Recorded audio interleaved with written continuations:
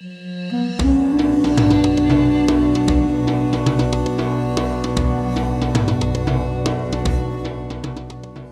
afternoon, everybody. I'd like to welcome you all to the Halftime Talk feature interview. I'm delighted today to be joined by Amy Myers-Jaffe, Director of the Energy, Climate Justice and Sustainability Lab and Research Professor at New York University School of Professional Studies in New York. Amy, thanks so much for joining us today on Halftime Talk. It's a pleasure to be here. Well, great to have you. Now, you're an expert in many things across the energy space, geopolitics, energy security, ESG, etc. We probably won't cover everything that we can get from you today, but let's start with the bigger picture question from where I sit here, which is in the Gulf, and talk a little bit about U.S. Gulf oil producer relations. We've seen that evolve a little bit in the last year or two. It's a continuous dynamic, obviously, but a lot of factors coming into that, and a lot of obviously dynamics today on the oil markets and prices and where those have gone post-COVID, etc., and how that impacts both the U.S. As a producer and consumer, and the Gulf obviously as an exporter. But give us your take on whether you think there has been a change in the sort of political relationship between the US and Gulf producers, particularly Saudi, in terms of who's dictating the terms, if you like, of where policy should go? Well, I think, first off, I need to make the point that at least with the current administration in the United States, the relationship is really about a lot more than oil, and maybe it always has been.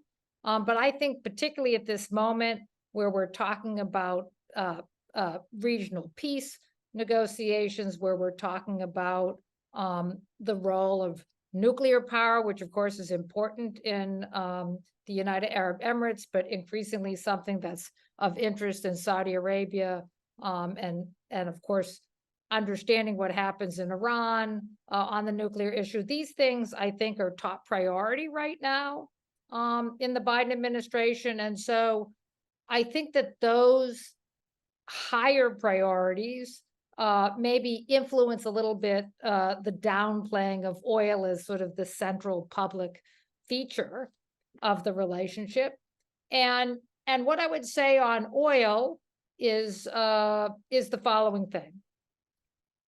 There's been a pattern, which I know the Gulf producers have been trying to get out of having a constant volatility in the price. Maybe sometimes producers get overly confident that they can influence the price for a long period of time as opposed to a short period of time. And there are many clever things that have been done in the last 6 months to really try to stabilize the market, and they've been successful. But there's always this danger, which we kind of saw a little hint of, where there's been a historical link between oil prices, banking and interest rate interventions in the market for inflation, and giant financial crises and banking failures. And we started to see oil prices creep up, international interventions on interest rates, and then we saw some bank failures in the United States, some near misses in Europe. We've seen this huge financial crisis on the real estate side in China. And those things are good for no one. They're not good for oil exporters because it's going to eventually turn into a low demand market with a recession. It's not good for the developing world because the negative economic impact of banking problems, international banking problems, would really adversely affect the developing world in terms of finance access and other kinds of problems. And so it's really important to get the question of oil prices right. And, to quote the fairy tale, there needs to be a Goldilocks solution, not too high, not too low when it comes to the global economy. And I think that the Gulf producers and their governments are very cognizant of that challenge, and hopefully will be successful. Yeah, I mean, you're absolutely right. That Goldilocks price, the producers, consumers, and obviously we've seen quite a bit of volatility in the last 2, 3 years in the price for geopolitical reasons as well, triggered by Russia, Ukraine, etc. But as you said, the last few months or the last really year or two, OPEC plus being led by Saudi, really trying to take a firm grip of trying to manage that volatility, manage the price as well at the end of the day. And the other reality is that Saudi hasn't made it a secret recently that obviously they want to manage demand disruption, but they want this high price. They want a high price. Now, what is a high price? How high is a price? But that they need, for example, the current $90 a barrel that we're seeing for them to execute their 10-year plan, of transitioning from this oil economy, from making the most of when people are still buying oil and gas in other countries. Do you think they're managing it well in that sense? I mean, is that the right strategy for them? And how do they balance that versus, as you said, any fallout in demand or fallout from the consumers? I mean, at what price do you think they would become more sensitive? Well, I think that we don't have to actually speculate. I think one can look at demand trends. So if you speak to people in OPEC plus, they'll tell you that there's no evidence of demand destruction, but actually gasoline use Mm. in the United States is down. And some people think it's permanently peaked.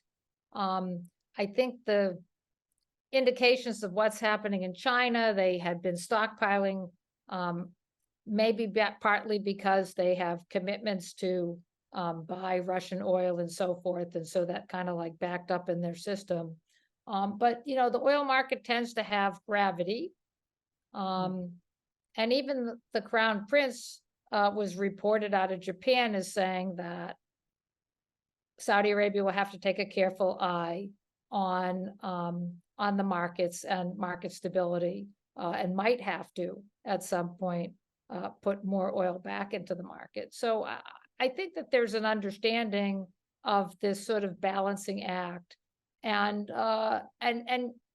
what's different today than in the past is that, let me speak like an economist for a minute to your listeners. We used to talk about oil as being inelastic. What do we mean by that?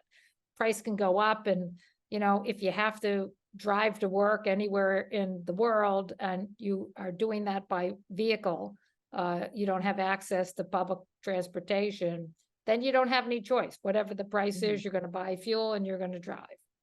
But that's starting to change now, because people can put that burden on the ride sharing driver.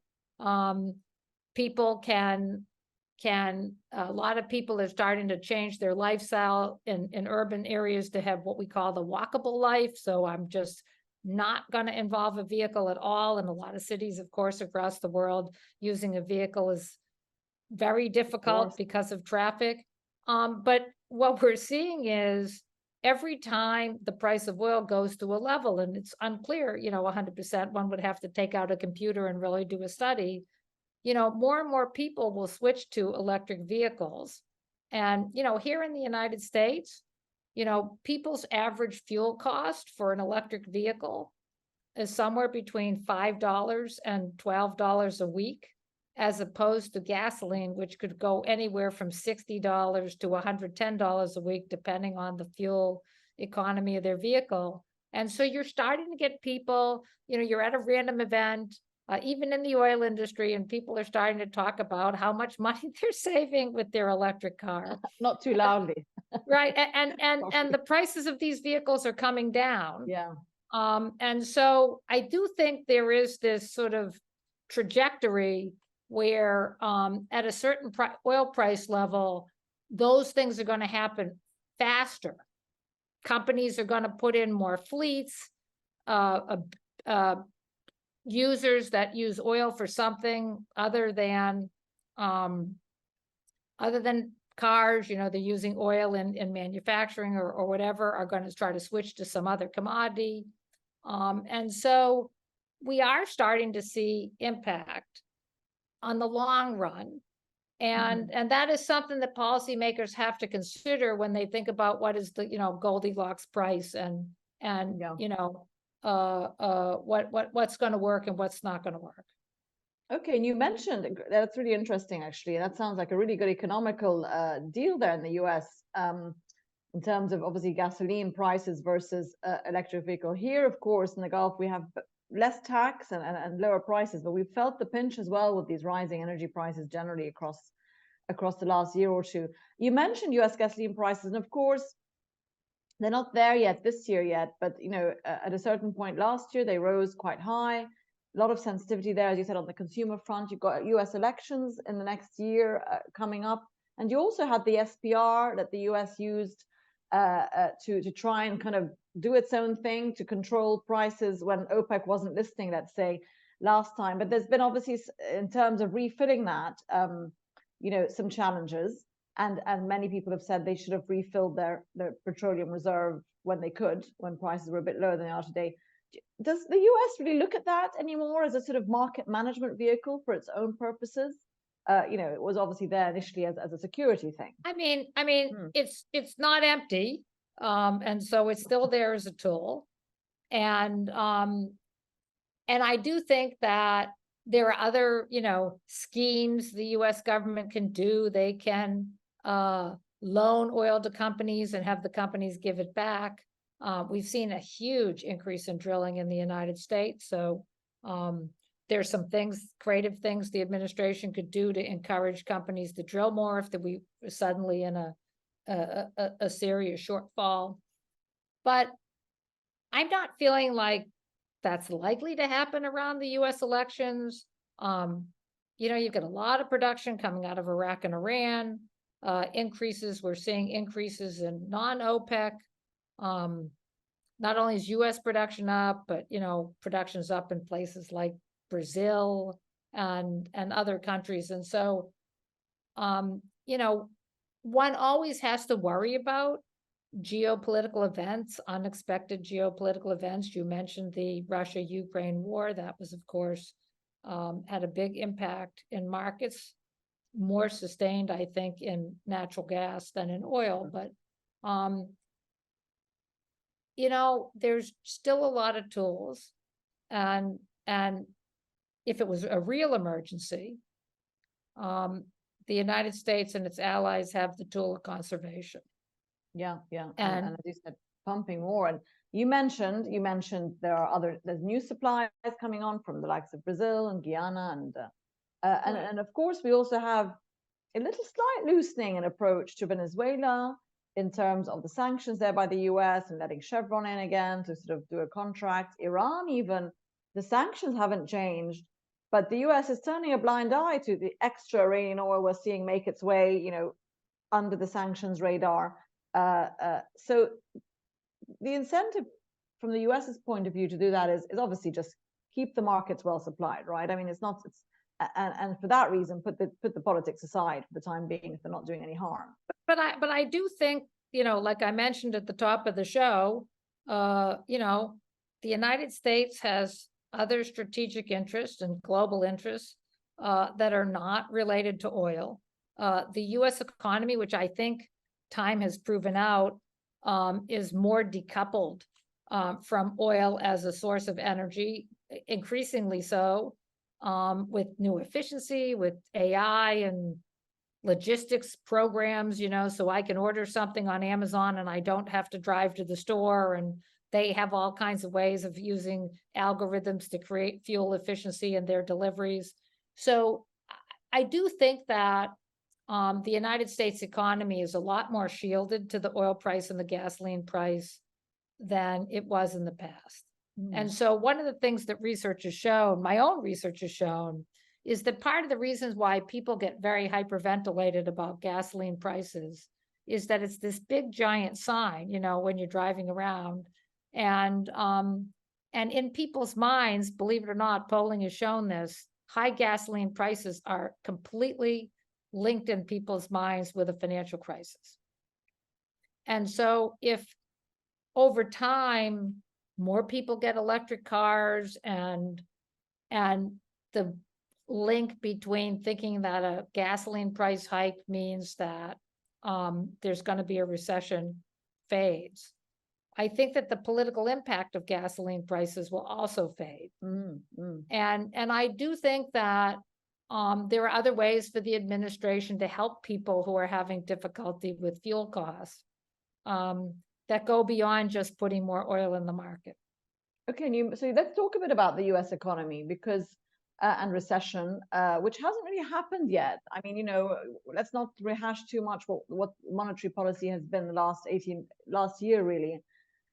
This shallow recession that's still expected, and yet the feeling on the ground in America and from any stats we see is that it's ticking on still quite nicely. Is it the fact that now the economy has adapted to these 5% interest rates, if they even stay there, but for longer, or do you sense that we're going to see some ripple effects next year that might start hitting corporates, etc.? Well, I do think that you have two different trends. One is, we have a lot of public support coming to manufacturing and to infrastructure development in the United States. So that is really a good driver to the economy. What you're talking about is a little bit having to do with the housing sector. So, could the housing sector take a tumble? And if it did, what would the implications be for that be for the overall economy? And we've already seen that in China, right? Yeah. And so I think that that's something that both the U.S. Federal Reserve and this administration has to keep a very careful eye on, because in the end, it was real estate it was a very high oil price combined with real estate sector that really caused 2009, which had a big impact, out here in the Gulf and also in the United States and worldwide. So we're not wanting to see a repeat of that. And I do think that policymakers have done a good job in modulating monetary policy and other kinds of policies to give us this soft landing in the United States, as opposed to some other places that have had a less soft landing. Europe is doing better, I think, than expected, given the fact that they had such a big shock to energy prices last year. And I think that's also, again, because, solutions matter. In Germany, everybody had rooftop solar, so they were able to go around and install batteries to go with that rooftop solar. And that meant that the pressure on natural gas was just triggered down at the margin. And, as everybody who's listening to the podcast knows, because you have a very energy educated listener base, prices are formed at the margin. If 6%, when there was the heat wave in California in 2022, 6% of that margin of error went to batteries in California, solar and batteries. And that was the difference between a blackout and not a blackout. And so I think we're going to see more resilience in the energy system. You're already seeing that also in the Gulf. United Arab Emirates is exemplary and sort of adjusting its electricity sector to be more resilient. And I think that's going to be the trend as the needs for reliable electricity is going to go up, not down, with temperatures and heat waves and other kinds of things like that. So I do think that we're actually making more progress than it seems. There seems to be in the, sort of the political domain, there's a lot of discussion about oil prices and that blurs the progress that's been made at the margin in the energy transition. So it might seem like the energy transitions will slow down and countries are talking about energy security, which is code word for we're not going to do energy transition. But the reality is the response to the Russia-Ukraine crisis in many countries in the world was the supercharged installation of renewables. Number one, definitely Europe, but also lot more electric cars in the United States. You've got a lot more, I forget the statistic. I think 1 in 4 cars that are purchased in California today are electric. That's like the biggest car market in the United States. But also you're seeing places like India doubling down. Somebody was just telling me about a pilot project they did in China where they put solar panels on the roof of every home in a rural farming village, and then put batteries on trucks to serve as backup. And that it's a new sort of pilot program, and that the reason they put the batteries on trucks so they could move the batteries around to different villages that have solar that might need backup at a different time. So, you know, countries are doing really interestingly creative things. And that comes from having the volatility and the disruption. You know, after LNG prices went wild, India announced that they're not going to have natural gas as part of their increasing natural gas as part of their national strategy. They're going to hold gas at 2% of the energy mix. So that's bad news for Gulf producers who were thinking they were going to sell more LNG to India, right? So, you know, these things have like an effect. And I do think one of the effects is it's actually more hastening the energy transition than it seems. Well, that's really interesting because, as you said, a lot of the cliche response was, "Oh, energy security is top," and so.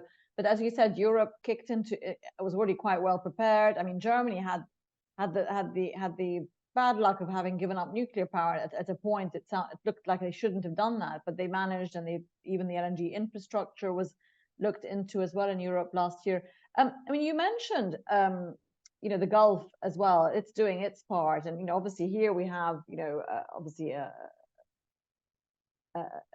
established oil and gas producing region, but clearly billions of dollars because they can also afford it going into transitionary cleaner fuels, etc. We've got COP28 coming up here in the UAE at the end of November, being hosted for the first time by an oil producing country. And you know, while that'll be a typical COP meeting, regardless of where it's hosted, we can't ignore the fact that that is the case. So there will be a spotlight, you know, on the energy sector, more of a spotlight than usual. And I know the UAE wants to showcase what that sector is doing in terms of transitioning, cleaning up its act. What are your expectations out of this COP compared to others previously? So I think that the United Arab Emirates has an unbelievably big opportunity that's not quite in what people are thinking. Because one of the biggest challenges today for global climate negotiations is really finance. You know, we have a lot of technologies, but we've had some stumbling in global climate finance. And the United Arab Emirates is a leading financial center. It has already indicated its commitments to finance and financing renewable energy, not only in its own, only in your own country, but you know, beyond its own borders. And there's just a huge amount of expertise that sits in the UAE from having Mabdallah and these other, you know, pilot and successful projects in different areas. And I think that what could be a great outcome of COP28 is not to spend 12 days arguing about whether we're talking about emissions control or energy phase out. Right? But to talk about solutions to global climate finance for propelling and renewable energy and affordable energy in a more just manner globally. And it is not true that natural gas is a great solution for Africa, for example. Nigeria, which has, you know, flares natural gas, as we say in America, up the kazoo. I mean, they're one of the largest flarers in the world. They have the most energy poverty of almost any African nation. They have a lot of Nigerian citizens have no access to energy whatsoever. There's no plan to allow that natural gas that's being burned into the sky to go to the citizens of Nigeria, right? So what we really need to understand is that in the African continent, the countries that have been most successful in universal electrification have done so with renewable energy, with hydro energy, with renewables, wind and solar. Kenya is kind of a poster child for that. And but you've got other countries that had constant blackouts that now have secure energy because of the African power pools that have been mainly, underpinned by renewables. And so, but the real problem in Africa is not whether there's enough renewable resource or whether it could be managed. It's really finance. How do these countries get access to finance and investment when, in the middle of everything, they're still suffering from massive floods like in Tanzania, or things that heat waves or droughts that cause migration from certain parts of the country and then destabilize urban areas. So the problems, in my view, is not this debate about the language for what the goal is. And I know we're going to waste a lot of time on that, but the United Arab Emirates could show leadership in trying to push the meeting towards the global finance question, where they're very leading and have a lot of capacity, and away from this sort of definitional in the trenches, communique wording, which takes us really astray. We all know which countries are going to do carbon sequestration and so forth. We all know that there are countries that need to get on a different pathway for the use of coal. Like, we know all those things. What we don't have, and people are starting to talk about, are creative solutions to global climate finance. And the United Arab Emirates could be a real leader in that sphere, looking at nationally determined contributions to global climate finance, looking at innovative ways to use other kinds of facilities, reforming and improving the voluntary carbon offsets market, coming up with ways to make that really function, getting the multilateral agencies to change how they consider climate debt.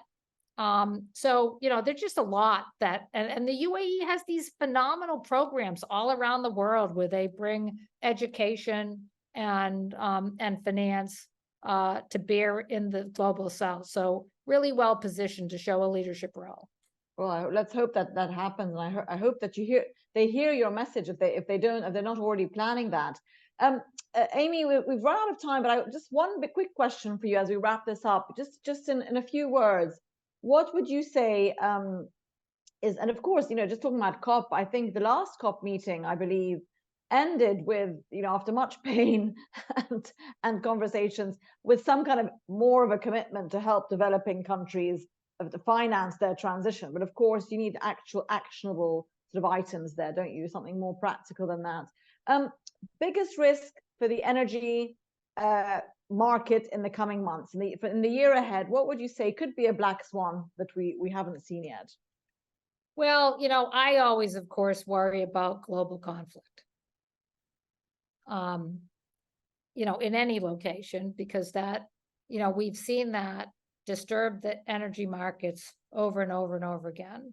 And then I would say that, some kind of a miscalculation about managing inflation that would trigger again, banking or real estate crises is another sort of thing on my radar. Not only watching China, but other locations as well.